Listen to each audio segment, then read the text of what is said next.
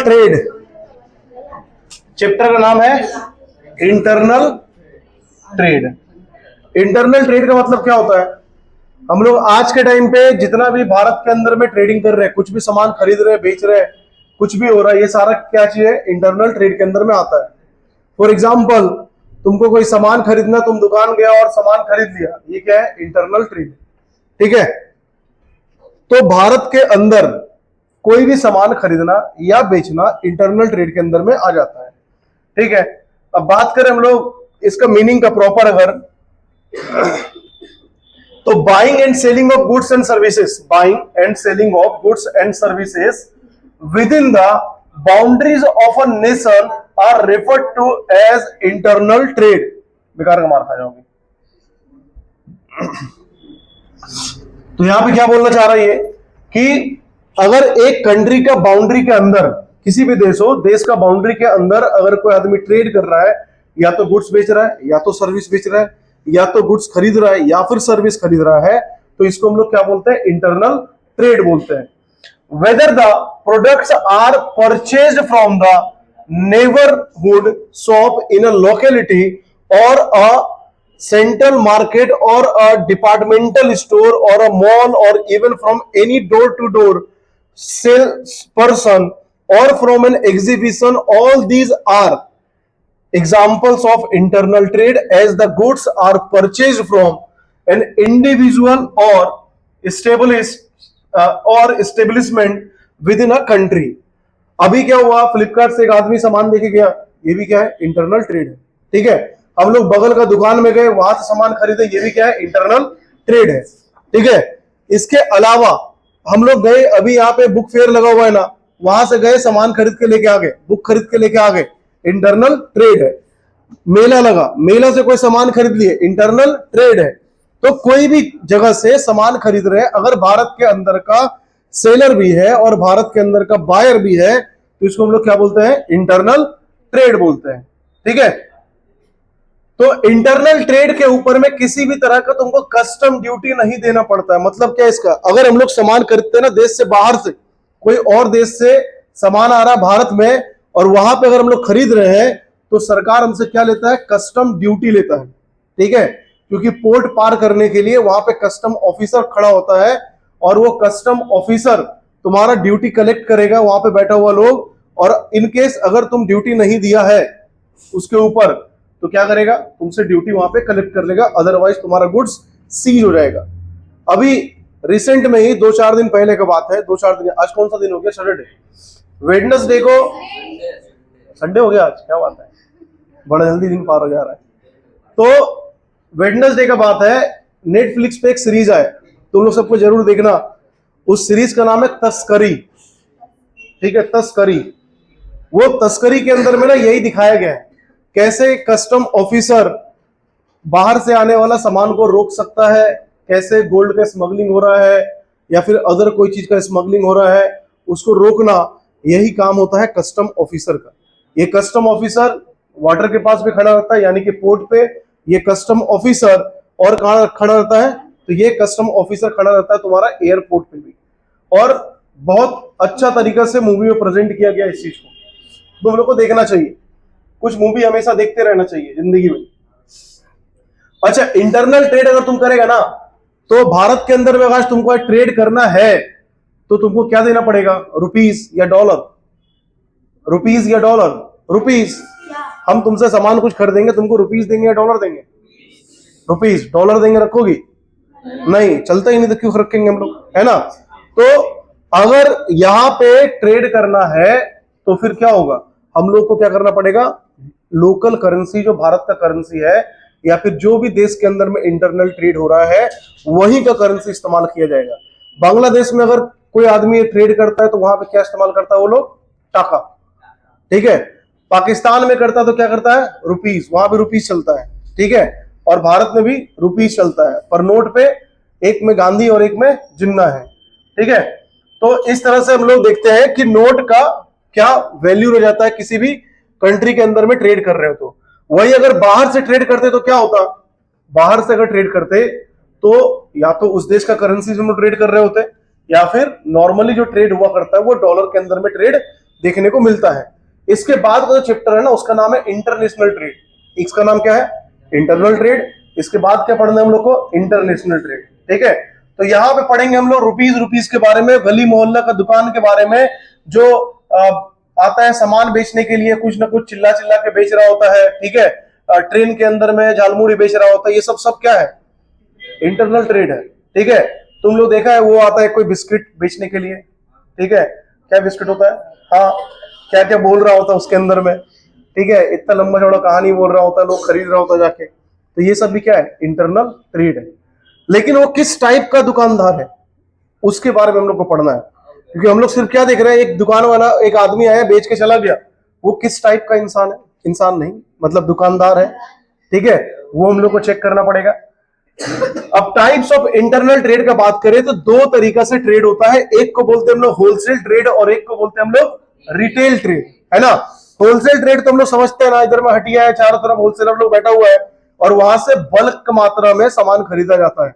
वहां पे जाके एक तो लेस का पैकेट लेंगे, दे देगा क्या? नहीं देगा। क्यों? क्योंकि वो होलसेलर है, या तो पूरा पेटी खरीदना पड़ेगा, ठीक है, या फिर 5-6 पेटी खरीदना पड़ेगा, लेकिन एक पीस देगा क्या? नहीं देगा वो। क्यों? क्योंकि वो होलसेलर है, उसका काम खुदरा बेचना नहीं है। ठीक है, तो रिटेलर को क्या बोलते हैं हम लोग? खुदरा विक्रेता। और इसको हम लोग क्या बोलते हैं? थोक विक्रेता। थोक, है ना, थूक नहीं बेच रहा है वो, थोक बेच रहा है। ठीक है,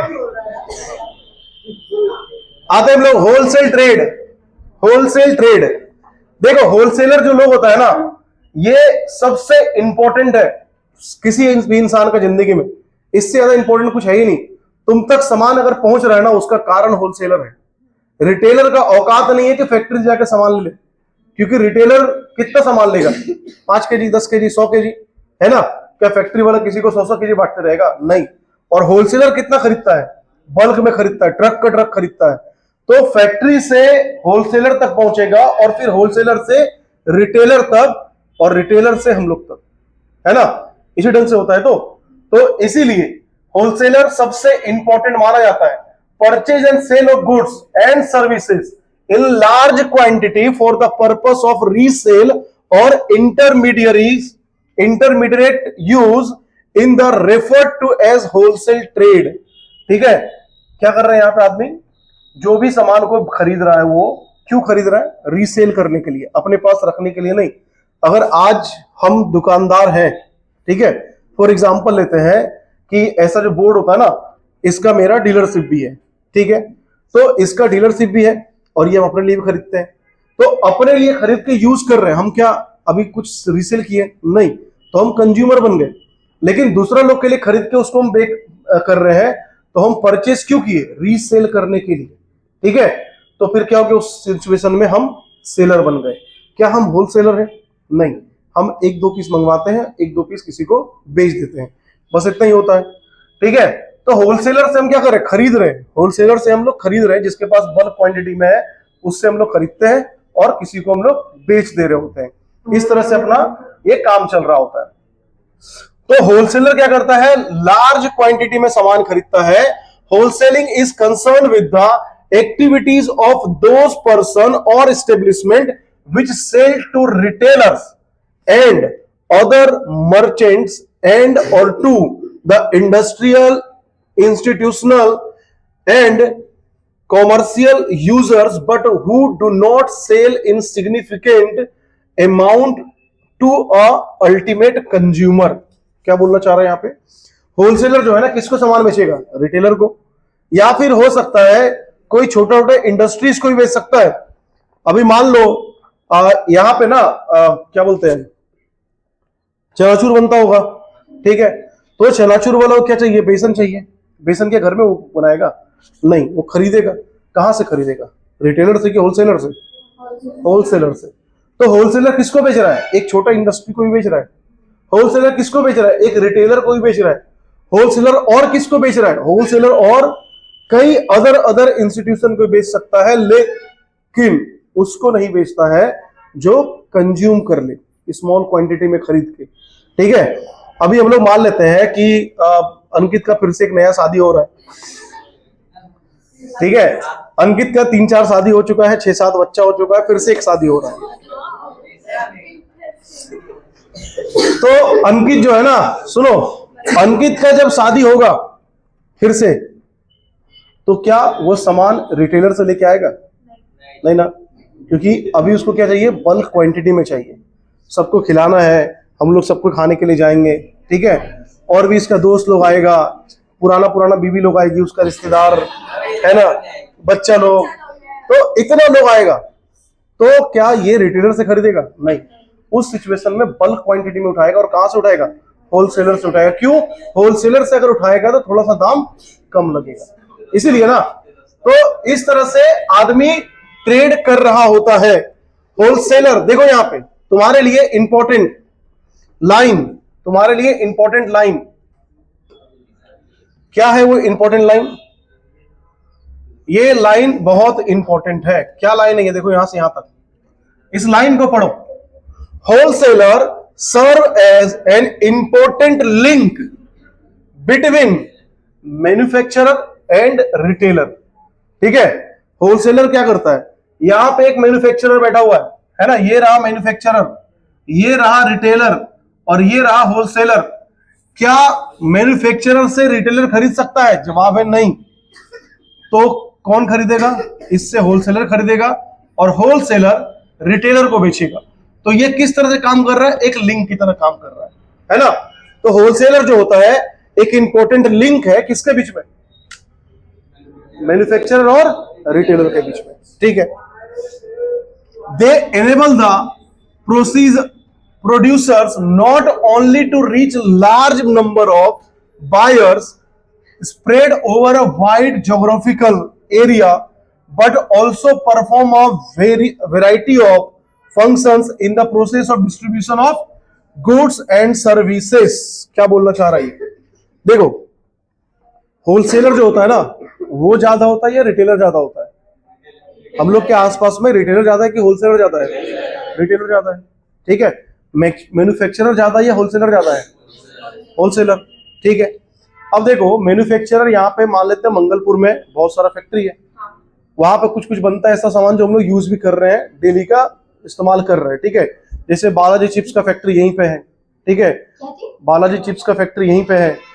हाँ, हम लोग जो बालाजी का चिप्स वगैरह जो खा रहे हैं ना, उसका फैक्ट्री यहीं पे है। ठीक है, उसके बाद बिस्किट का भी फैक्ट्री यहीं पे है।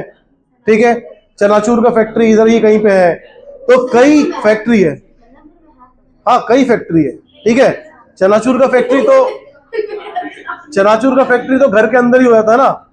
ठीक है, ज्यादा बड़ा एरिया चाहिए नहीं, इतना बड़ा एरिया 500-600 स्क्वायर फुट का एरिया में एक चनाचूर फैक्ट्री बन जाता है, कोई बड़ा बात है नहीं। ठीक है, और मैक्सिमम इन्वेस्टमेंट तुम्हारा 10 लाख 15 लाख में स्टार्ट कर सकता है तुम। अभिषेक क्या कर रहा है?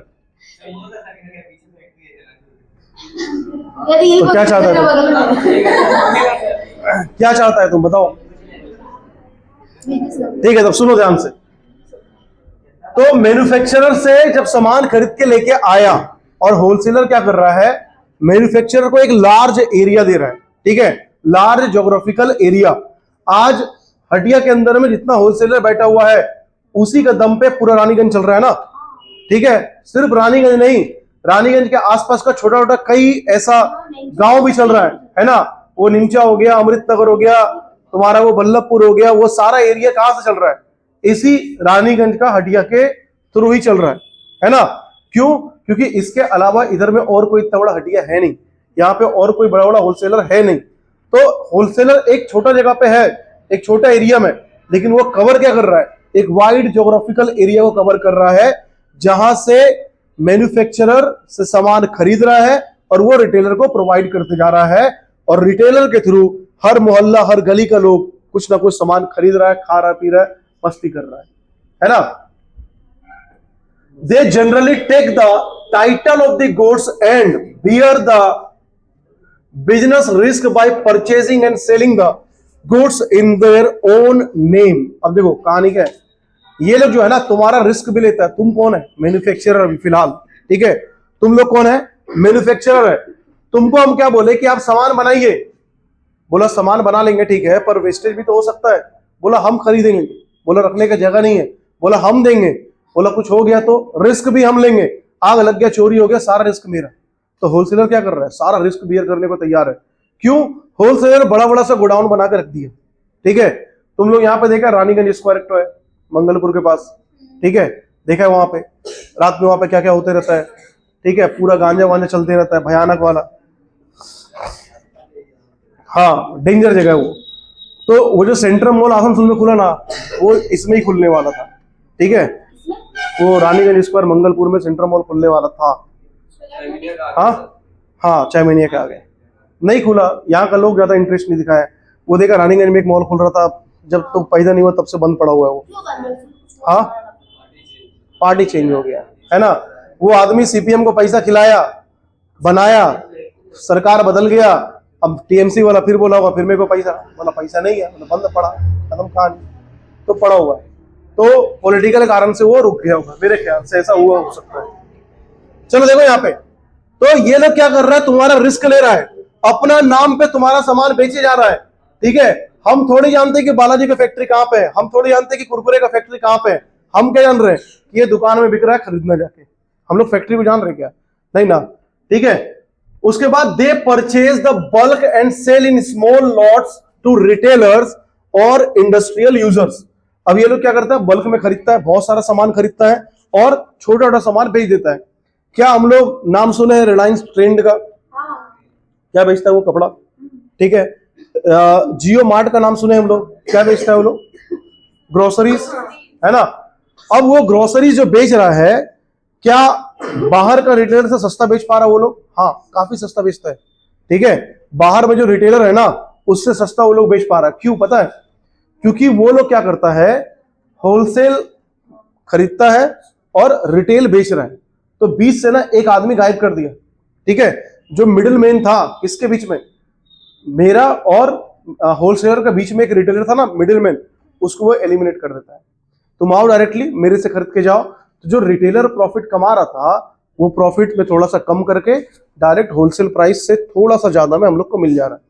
यही कारण होता है कि वो जियो मार्ट इतना सस्ता बेच पा रहा है। जियो मार्ट से भी बड़ा एक और मार्ट है, उसका नाम है डी मार्ट, ठीक है। डी मार्ट सुना है? डी मार्ट, ठीक है, नहीं सुना है? रानीगंज एरिया में नहीं है, मतलब बंगाल में नहीं है, ठीक है। तो बंगाल के अंदर में शायद मेरे ख्याल से कोलकाता में भी डी मार्ट नहीं है, या है भी, ये पता नहीं हमको। तो डी मार्ट जो होता है ना, बड़ा बड़ा सिटी के अंदर में है। डी मार्ट का काम क्या है, वो और सस्ता सामान बेच रहा होता है। एक उससे भी बड़ा है वॉलमार्ट, सुना है? नहीं सुना है? वॉलमार्ट उससे भी सस्ता बेच पा रहा होता है। तो वॉलमार्ट कहाँ का कंपनी है? बाहर का है, ठीक है, अमेरिका कंपनी है। डी मार्ट कहाँ कंपनी है? भारत का। उसका जो ओनर है डी मार्ट का, उसका नाम है राधा कृष्णन दमानी, ठीक है। तो वो आदमी क्या करता है, डी मार्ट खोल के रखा हुआ है, किसके बेस पे बनाया? उसी वॉलमार्ट के बेस पे बनाया हुआ है। अब डी मार्ट में तुम सामान खरीदने के लिए जाएगा ना, इतना सस्ता सामान मिलता है, तुम मतलब बोलेगा कि भाई बाहर में तुमको सब ठग रहा है, कितना खतरनाक, वो इतना सस्ता में बेच रहा है। तो जियो मार्ट से भी सस्ता कहाँ मिल रहा है? डी मार्ट के अंदर मिल रहा है। क्यों ऐसा हो रहा है? अब देखो, होलसेलर जो है ना, एक गया किसके पास? मैन्युफैक्चरर के पास गया, तो क्या एक ही होलसेलर जाएगा? नहीं जाएगा ना। हम भी होलसेलर है, ये भी होलसेलर है, वो भी होलसेलर है, हर एक लोग क्या कर सकता है, वहां से जाके सामान ले सकता है। पर डीमार्ट क्या करता है, पूरा फैक्ट्री को बोल दिया मेरे अलावा किसी को नहीं बेचेगा। तुम्हारा सारा सामान कौन खरीदेगा? डीमार्ट खरीदेगा। तो तुम्हारा सिंगल एक ही परचेजर होगा, उसका नाम है डीमार्ट। अब एक फैक्ट्री अकेला एक ही परचेजर को बेचेगा, ठीक है, तो क्या होगा, इसके ऊपर में रिस्क आ गया ना, मैन्युफैक्चरर के ऊपर में। अगर मेरा क्लाइंट रूठ गया तो इतना बड़ा क्लाइंट चल जाएगा, एक बार में कहानी खत्म हो जाएगा। तो इसके पास क्या आ गया? बार्गेनिंग पावर आ गया, ठीक है। अपने हिसाब से ये प्रोडक्ट को कस्टमाइज करा सकता है कि ठीक है थोड़ा सा क्वालिटी डाउन, अच्छा जो भी करना है। तो क्यों? क्योंकि सारा का सारा तुमको हमको बेचना है और हम ही बाहर में जाकर बेचेंगे। तो पूरा का पूरा अगर एक ही आदमी से हम लोग खरीद रहे हैं और उसका सिंगल बायर हम अकेला है, तो सामने वाला से बार्गेनिंग का पावर बढ़ जाता है, ठीक है। ऐसा कई जिंदगी में हो सकता है, जैसे बता रहे हैं। अभी स्कूल का बात करें, यहाँ पे बसंती के अलावा और कोई स्कूल है जिसमें लड़की पढ़ सकती है? सर नहीं है ना, मोनोपोली है बसंती स्कूल का, ठीक है। गांधी मेमोरियल नहीं, मतलब अभी तुम लोग का एज का लोग, ठीक है, 11-12 का बात कर रहे हैं हम लोग। तो क्या अगर ऐसा होता कि बसंती स्कूल आज बोल दे कि भाई 100 रुपये महीना लेंगे हम, क्या तुम देगा? हाँ देना पड़ेगा, कोई स्कूल ही नहीं है, देना पड़ेगा, कोई स्कूल नहीं है, क्योंकि उसके पास पावर है मोनोपोली का, है तो उसके पास पावर है मोनोपोली का। तुम बोलेगा हम कहीं और चल जाएंगे, घर वाला बोलेगा नहीं इसी मेरा सब लड़की लोग इसमें पढ़ती है, 100 रुपए का तो बात है, जाने देखो दिक्कत नहीं है, आज तो फ्री में पढ़ रहा है ना। लेकिन अगर वो 100 रुपए मांगने लग जाए तो तुम दे देगा, कोई मना नहीं करेगा। क्यों? क्योंकि वहां पे अकेला इकलौता स्कूल है जहां पे सिर्फ लड़की पढ़ रही है ना। तो मोनोपोली जहां पे रहता है उस जगह पे हम लोग के पास ये पावर हो जाता है बार्गेनिंग। तुम लोग कौन है? कस्टमर, वो कौन है? सेलर, है ना, सर्विस दे रहा ना तुमको। तो अकेला एक सर्विस देने वाला है तुमको, तो उसका तो मोनोपोली रहेगा ही। तो सेम कहानी इधर साइड में भी होता है बड़ा होलसेलर के साथ में। अब देखो, they undertake various activities such as grading of product, packaging into smaller lots, storage, transport, promotion of goods, collection of market information, collection of small and scattered orders of retailers and distribution of supplies to them। क्या बोल रहे हैं यहाँ पे? हम लोग bulk में सामान खरीद लिए, अब क्या करेंगे? उसको छोटा छोटा पैकेट बना सकते हैं हम, ऐसा भी हो सकता है, ठीक है। अभी देखो क्या होता है ना, जो बेसन वगैरह मान लेते हैं ऐसा है, वो क्या बोरा में आता है, बड़ा बड़ा बोरा के अंदर में आ रहा होगा, ठीक है। अब क्या करता आदमी, बोरा में खरीद लिया और घर लाया, अपना एक ट्रेडमार्क बनाया, उसी में भर रहा है, पैक कर रहा है और अपना ट्रेडमार्क से बाहर भेज दे रहा है। ऐसा आराम से हो रहा है, कर रहे हैं ना, बहुत लोग कर रहे हैं सब चीज, ठीक है। कपड़े में भी ये सेम चीज चलता है कि हम लोग कपड़ा खरीद के लेके आ गए, किलो का भाव से कपड़ा खरीद के लेके आते हैं, किलो का भाव से, है ना, और उस पर अपना स्टिकर चिपकाते हैं और बेच देते हैं। हाँ, ज्यादा रुपए किलो नहीं, 70-80 रुपए 90 रुपए किलो बिकता है कपड़ा। कोलकाता में चल जाओ, उधर बिक जाएगा तुमको। लेकिन जब वो किलो का भाव से तुम खरीदने के लिए जाएगा ना, तो वो तुम पहन नहीं पाएगा। वो लोग कैसा कचड़ा से उठाता है, ऐसे करके उठा के दे दिया, उसमें खून लगा हुआ है, उसमें मिट्टी लगा हुआ है, उसमें गंदगी है, जैसा तैसा उठा के दे देता है, फिर लाता है, धुलवाता है, साफ करवाता है और बेच देता है। ऐसे करता ना तुम, तभी तो हाँ कर रहा है। ठीक है।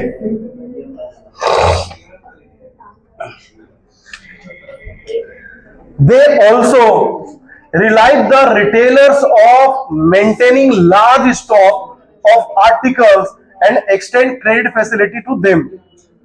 देखो ये लास्ट लाइन देखो, एक रिटेलर है, उसके पास ज्यादा सामान रखने का जगह नहीं है, उसके पास ज्यादा पैसा नहीं है सामान खरीदने का, तो हम क्या बोलेंगे रिटेलर को, एक काम कर, उधारी में लेके जा, ठीक है, उधारी में लेके जा और जाके बेच, पैसा आएगा हमको लौटा देना, ठीक है।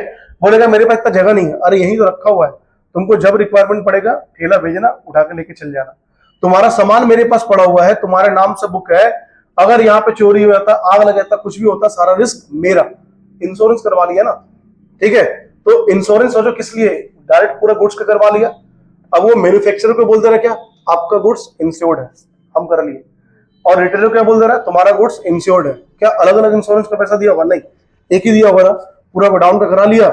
अब सबको बोल रहा है कि तुम्हारा गुड्स का रिस्क हम ले रहे हैं, तो एक क्या हो गया, मार्केट के अंदर उसका इमेज बन गया कि मेरा गुड्स का रिस्क सामने वाला ले रहा है। इतना बड़ा बोल देगा कि चल तेरा घर तक पहुंचवा भी देंगे, टेंशन मत ले, बस 50 रुपए ठेला वाला को दे देना, ठीक है, या फिर ज्यादा बल्क में तो उसमें देने की जरूरत नहीं, हम दे देंगे। तो इस तरह से ये लोग सर्विस दे रहा होता है। अब आते हैं रिटेल ट्रेडर। रिटेल ट्रेडर क्या होता है, वो दूर से ही देखना, पान पराग का पैकेट लटका हुआ है, उड़ रहा है ना, लेस का पैकेट उड़ रहा है, ठीक है, ऐसा पूरा एकदम टंगा हुआ है, भयानक सा दिखता है वो। अंदर में ऐसे झांक के देखो तो एक आदमी बैठा हुआ है, सामने इतना लटका हुआ है ना। फिर उसको बोलता है फाड़ दो वहीं से, उठ के आके नहीं, हिम्मत नहीं उसका, इतना जगह ठूसा हुआ है। तो ये कौन है? ये है रिटेलर है, ठीक है। पर क्या सारा रिटेलर ऐसा ही होता है? जवाब है नहीं, ठीक है। आज हम लोग के घर के पास जो ठेला लेके आ रहा है ना गुपचुप वाला, वो भी रिटेलर है, ठीक है। तो क्या उसका टंगा हुआ ऐसा कुछ है? नहीं ना, उसके सामने गुपचुप रखा हुआ है। तो डिपेंड करता है कि तुम किस चीज को रिटेल कर रहा है। क्या कपड़ा का दुकान में ऐसा कपड़ा टंगा हुआ रहता है? हाँ, छोटा दुकान उतना नहीं रहता ना, थोड़ा थोड़ा रहता है, ठीक है, या शो पीस में टांग के रखता है। पर ऐसा तो नहीं है कि वो पान बाहर का पैकेट के ऐसा उड़ रहा है, ठीक है, लटका हुआ है, हम पहुंचे बोले वहां से फाड़ के ले ले एक, तो बस तुलसी यहां से निकाल के दे रहा है,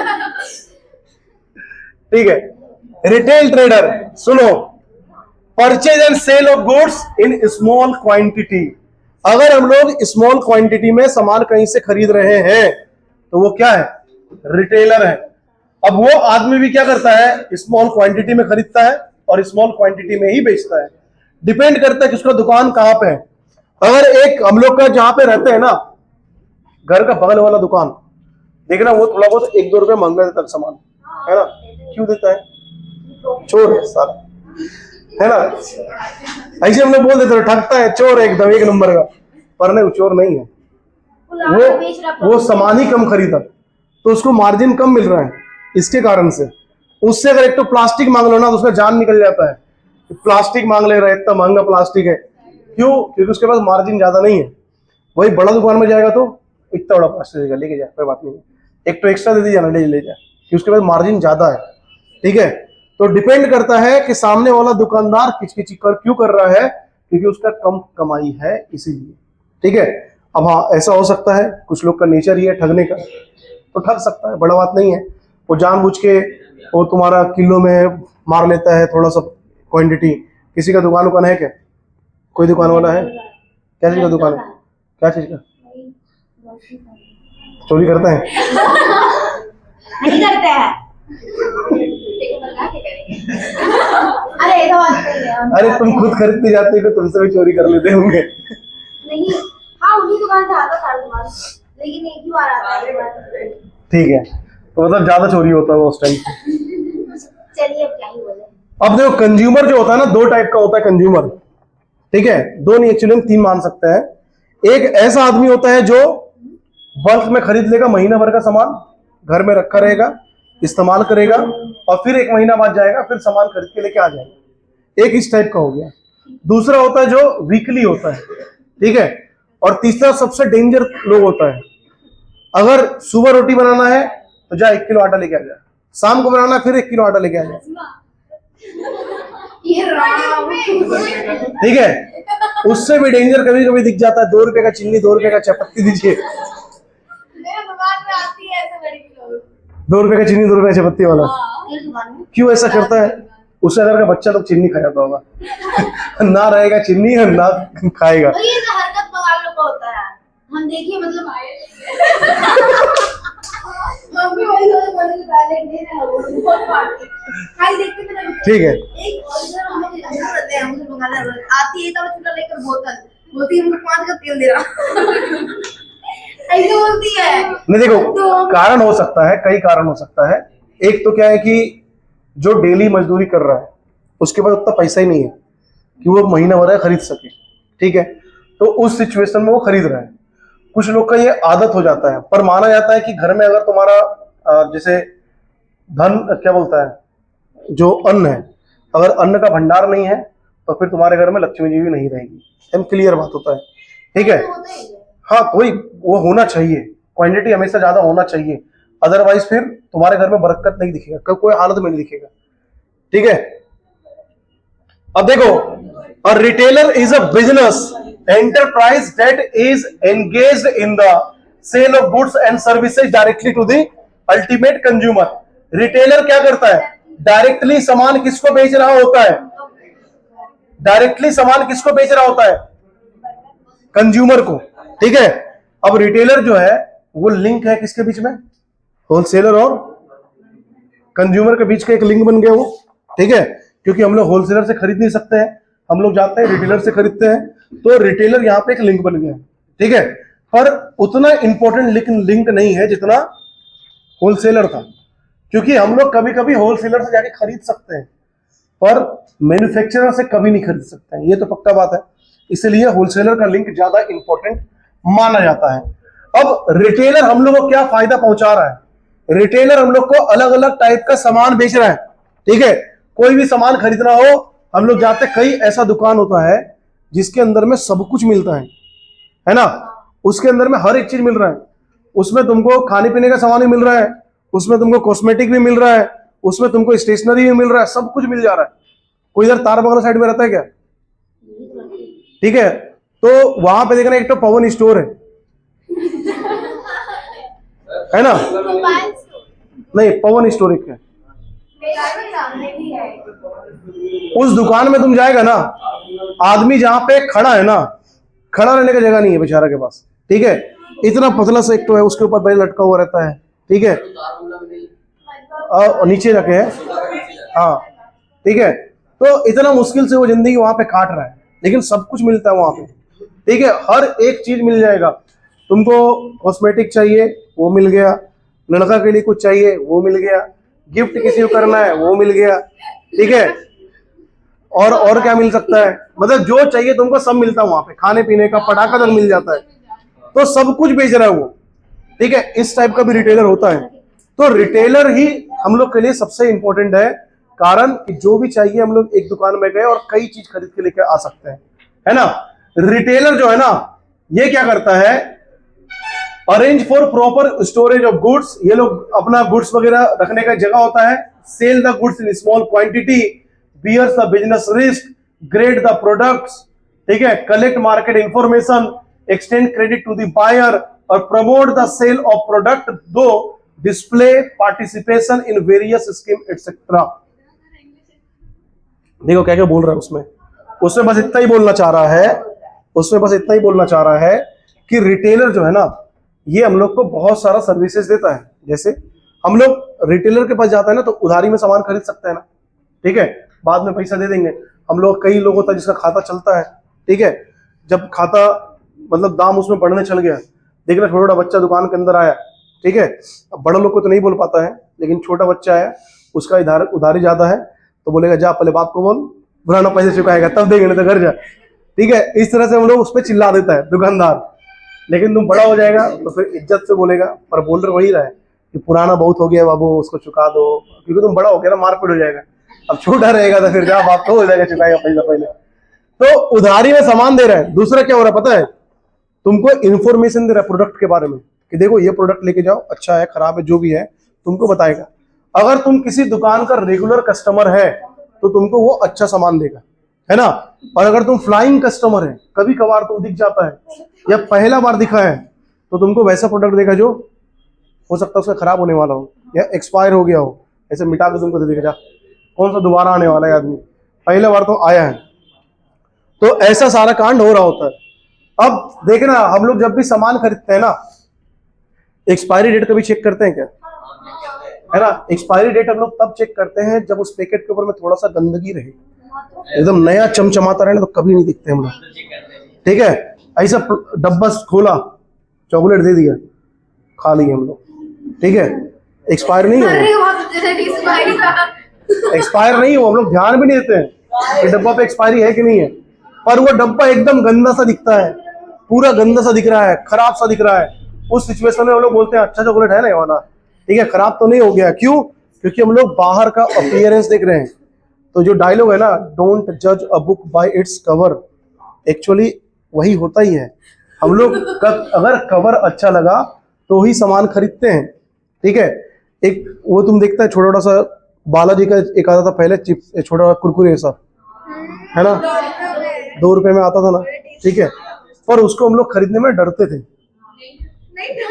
क्यों बता रहे हैं, अगर मेरे पास 10 रुपया है, हम कुरकुरे खरीदेंगे कि बालाजी खरीदेंगे? कुरकुरे खरीदेंगे।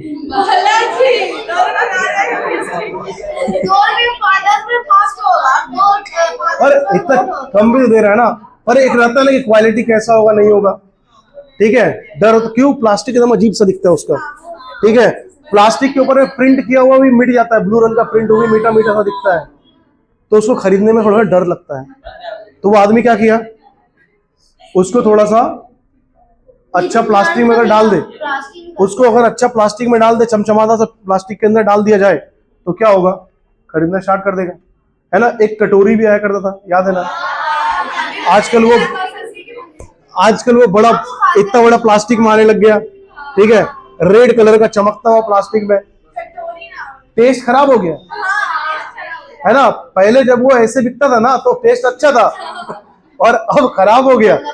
पर अभी हम लोग खरीद रहे, क्यों? क्योंकि उसका कवर चमकता है ना, कवर उसका चमक रहा है, बस इसी कारण से। तो तुम्हारा आउटर अपीयरेंस हमेशा अच्छा होना चाहिए। मोरल ऑफ द स्टोरी इतना ही था। तुम क्या करता बसंती के पास?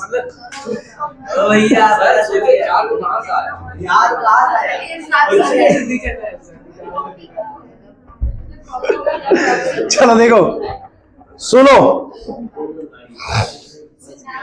हम लोग जाते हैं बिस्किट खरीदने के लिए कभी, ठीक है, बोले अंकल बिस्किट दीजिए 10 वाला।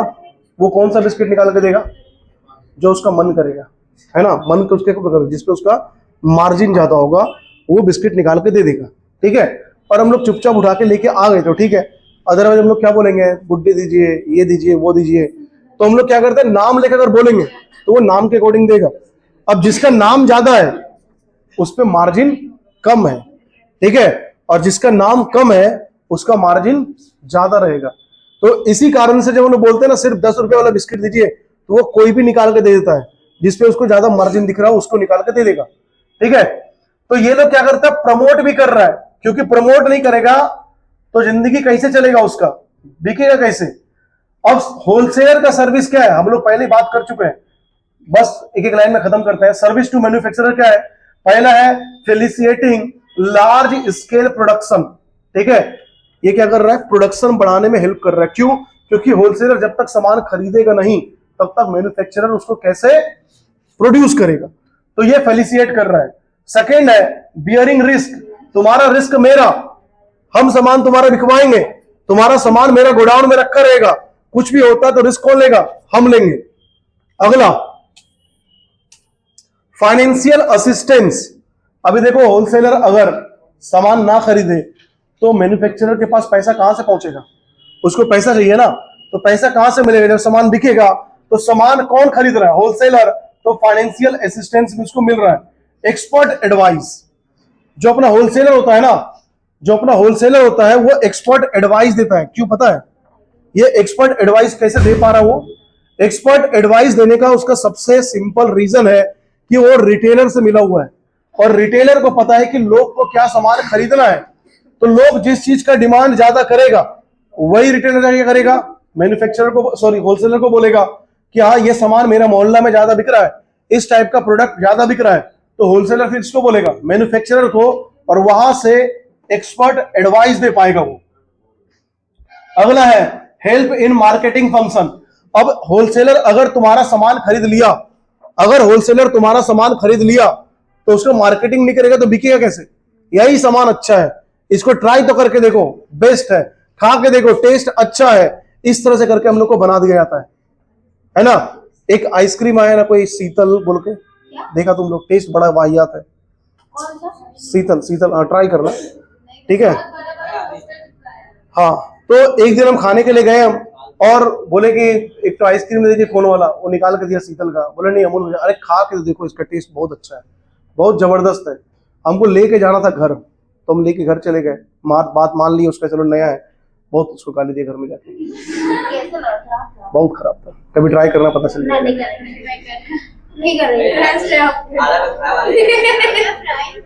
हाँ, प्राइस तो वही 30 रुपए लिया था, लेकिन मजा नहीं आया। हाँ, तो कितना और कितना में देगा, है ना। हम लोग तो 20 रुपए 10 रुपए वाला आइसक्रीम खाते हैं, हम लोग तो वो देखे 1 रुपए का आइसक्रीम आया था बेचने के लिए, पों पों करते हुए हम लोग खरीद के खाते थे।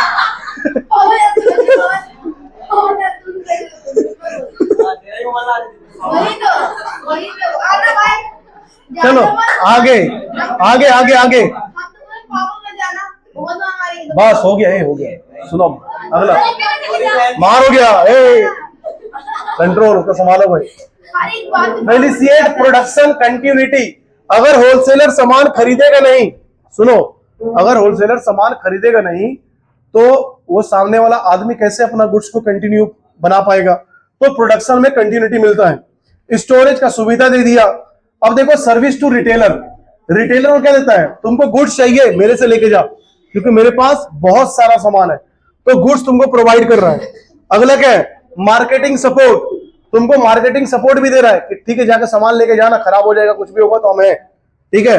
रिस्क लेने के लिए कौन तैयार है? सामने वाला आदमी। मार्केटिंग सपोर्ट तुमको दे रहा है, सेल्स का प्रमोशन कर रहा है, सब कुछ वो करेगा। उधारी में सामान तुमको देगा, ठीक है, और तुमको स्पेशलाइज्ड नॉलेज देगा कि कैसे सामने वाला आदमी को बनाना है, कैसे उसको बेचना है, क्या इसमें खासियत है, ये सारा चीज तुमको बताया जाएगा, ठीक है, ताकि तुम उसको बेच सको। उसके बाद रिस्क भी शेयर कर रहा है तुम्हारा। अब रिटेलर क्या क्या सर्विस दे रहा है पता है तुमको? तो रिटेलर सर्विस दे रहा है पहले तो मैन्युफैक्चरर या होलसेलर को। होलसेलर को क्या सर्विस दे रहा है कि तुमसे सामान खरीद के लेके गए, तो पहला क्या है, help in distribution of goods. Wholesaler सामान रख दिया इतना सारा, क्या बिक जाएगा? नहीं बिकेगा। जब तक रिटेलर बीच में नहीं आएगा ना तब तक बिकने वाला नहीं है। तो इसीलिए डिस्ट्रीब्यूशन ऑफ गुड्स के लिए रिटेलर इंपॉर्टेंट है। पर्सनल सेलिंग, अब एक रिटेलर है, दुकान खोल के बैठा है, वो आटा क्या दूसरा का दुकान से खरीदेगा? अपनी दुकान से खरीदेगा ना, कि बाहर से खरीदेगा कहीं पे? नहीं। तो पर्सनल सेलिंग भी चलता रहता है। अगला है एस्टेब्लिशिंग लार्ज ऑपरेशंस। अब देखो होता क्या है कि रिटेल दुकान जितना है लेकिन लोग क्या है, बहुत ज्यादा है। अब ज्यादा अगर लोग रहेगा तो सब सामान खरीदना चला गया, तो एक लार्ज स्केल ऑपरेशन चला रहा होता रिटेलर। हर घर में घुसा हुआ है रिटेलर, हर एक लोग को सामान बेच रहा कौन? रिटेलर। तो रिटेलर क्या कर रहा है? लार्ज स्केल ऑपरेशन चला रहा होता है। फिर कलेक्टिंग मार्केटिंग इंफॉर्मेशन।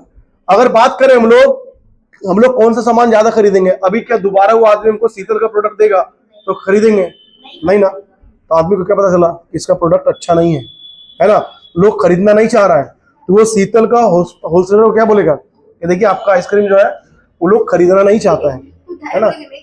नहीं खरीदना नहीं चाहता है, या तो उसका टेस्ट बदलिए या फिर कुछ भी चेक कीजिए, लोग खरीदना नहीं चाह रहा है। तो क्या मिल रहा है? मार्केट से इंफॉर्मेशन मिल रहा है, और ये इंफॉर्मेशन वो होलसेलर को दे रहा है। होलसेलर किसको देगा? मैन्युफैक्चरर को देगा, ठीक है। Next, help in promotion. अभी देखो वो आदमी क्या किया? प्रमोट ही तो किया हमको, जो वो आइसक्रीम बेच दिया, प्रमोशन ही तो किया। खा के देखो टेस्ट अच्छा है, हम खुद खाते हैं, बहुत बढ़िया लगता है, हम तो बाकी सब खाना छोड़ दिए, यही यूज कर रहे हैं हम लोग, सालों साल से यही चल रहा है, बहुत कुछ बोल देगा तुमको। क्यों? क्योंकि उसको प्रमोट करना है, ऐसा लगेगा कि उसका मैन्युफैक्चरर वही है, ठीक है, इस ढंग से प्रमोशन में लगा हुआ रहता है। अगला है तुम्हारा सर्विस टू कंज्यूमर। अभी देखो कंज्यूमर को क्या चाहिए? रेगुलर सामान, 2 रुपए का चीनी, 2 रुपए का चाय पत्ती, तो ये इधर से खरीदेगा वो रिटेलर से ना। तो सोचो रिटेलर अगर नहीं होता तो 2 रुपए का चीनी, 2 रुपए का चाय पत्ती हम लोग क्या मैन्युफैक्चरर से खरीदते? नहीं ना। बहुत ज्यादा हल्ला हो रहा है यहाँ पे, ठीक है। वो छड़ी जो नीचे लिखा हुआ है उसको उठा के देगा कोई? उसको नीचे ही रहने दो, ठीक है। अगला न्यू प्रोडक्ट इंफॉर्मेशन। अब जो कंज्यूमर है उसको नया नया प्रोडक्ट का इंफॉर्मेशन दे रहा है कि ये सामान नया आया है, इसको यूज करके देखो बढ़िया है, ये सारा चीज तुमको देगा। फिर क्या होता है? Convenience in buying. तुम जब सामान खरीदने के लिए जाएगा ना तो जितना क्वांटिटी में खरीदना है खरीद लो। एक आदमी 2 रुपए का चीनी भी खरीद रहा है, एक आदमी 2 केजी भी चीनी खरीद रहा है, एक आदमी 5 केजी भी चीनी खरीद रहा है। तो जैसा चाहिए वैसा वो तुमको प्रोवाइड करने को तैयार है। अगला है वाइड सिलेक्शन। हर चीज है वहां पे, है ना, पान बाहर से लेके कुरकुरे, लेस, ठीक है, आटा, चावल, बिस्किट, आइसक्रीम, कोल्ड ड्रिंक, पानी, सब मिल जा रहा है एक जगह पे। तो वाइड सिलेक्शन तुमको मिलता है। अगला क्या है? After sale services. अभी मोबाइल खरीद के हम लोग लेके आए कोई दुकान से, ठीक है, हाँ, अब वो मोबाइल लेके आई, मोबाइल मान लेते कुछ हो गया, मेरा जुबान खराब हो गया, ठीक है, यहाँ पे लेके लड़की बैठी उसको जुबान बहुत खराब है, वर्षा एक बार बोल दो नया मोबाइल लाई है, कुछ बोलना चाहोगे उसको मोबाइल के बारे में? अगर वो बोल दी तो गया, फिर कोई नहीं बजा सकता है। आपका उनका कंपटीशन चलता है। मेरा 4-5 को बोतल फोड़ दी, इधर बैठ के बोली आपका बोतल फूट जाएगा, आपका हाथ से फूटेगा, और ऐसे पकड़े फूट गया। ऐसा क्या पता है कितना काला जुबान है उसका।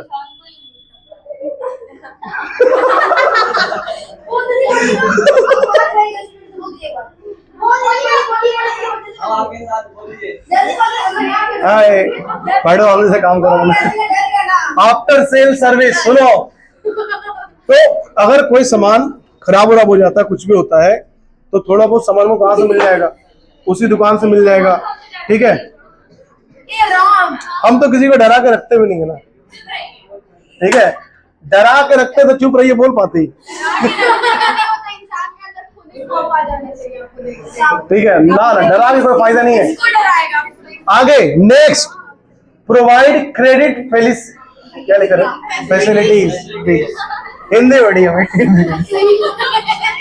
ठीक है, प्रोवाइड क्रेडिट फैसिलिटी। सुनो, उधारी में तुमको सामान दे रहा सामने वाला आदमी, और क्या चाहिए तुमको उससे, ठीक है। अब आते हैं हम लोग लार्ज स्केल, बस ए,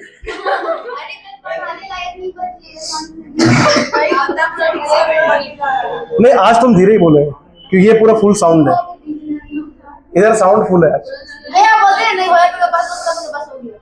ठीक है, तो आज के लिए इतना ही, ठीक है। ये चैप्टर ऑलमोस्ट हम लोग 30% या खत्म कर चुके हैं आज, ठीक है। 30% खत्म हो गया, तुम बैठो ना, खत्म कर देंगे हम। छुट्टी कौन मांगा? यही लड़की छुट्टी मांगी है।